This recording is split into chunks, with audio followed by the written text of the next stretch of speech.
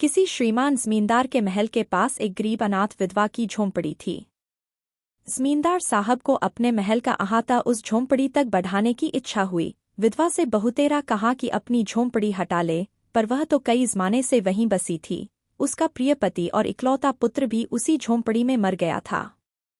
पतोहू भी एक 5 बरस की कन्याओं को छोड़कर चल बसी थी। अब यही उसकी पोती इस वृद्धाकाल में एकमात्र आधार थी।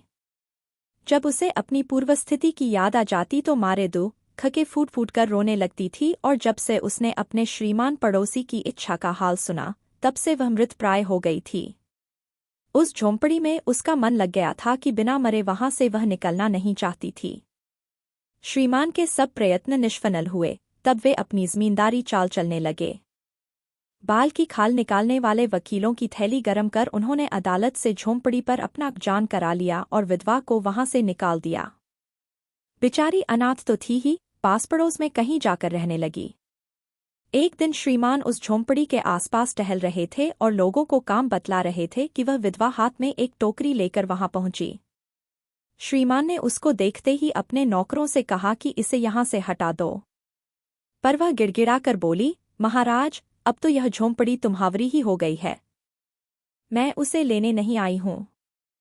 महाराज क्षमा करें, तो एक विनती है। जमींदार साहब के सिर हिलाने पर उसने कहा, जब से यह झोंपड़ी छूटी है तब से मेरी पोती ने खाना पीना छोड़ दिया है।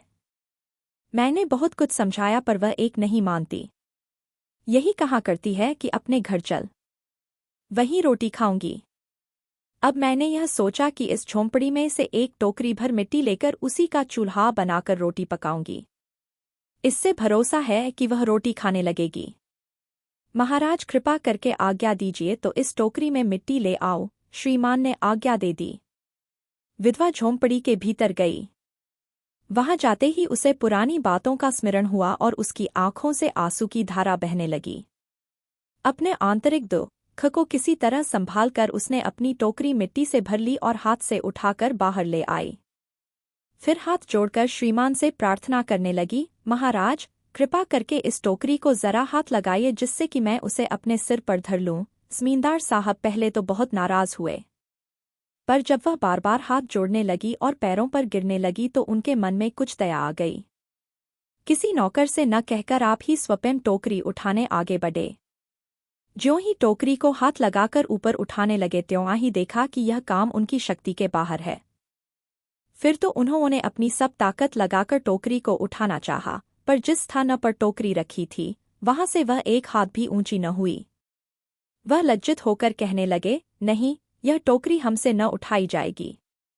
यह सुनकर विधवा ने कहा, महाराज, नाराज न हो, आपसे एक टोकरी भर मिट्टी नहीं उठाई जाती और इस झोंपड़ी में तो हजारों टोकरियां मिट्टी पड़ी है। उसका भार आप जन्मस भर क्यों कर उठा सकेंगे? आप ही इस बात पर विचार कीजिए।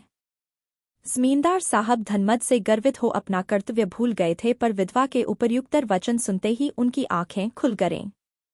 कृतकर्म का पश्चाताप कर उन्होंने विधवा से क्षमा मांगी और उसकी झोंपड़ी वापस दे दी।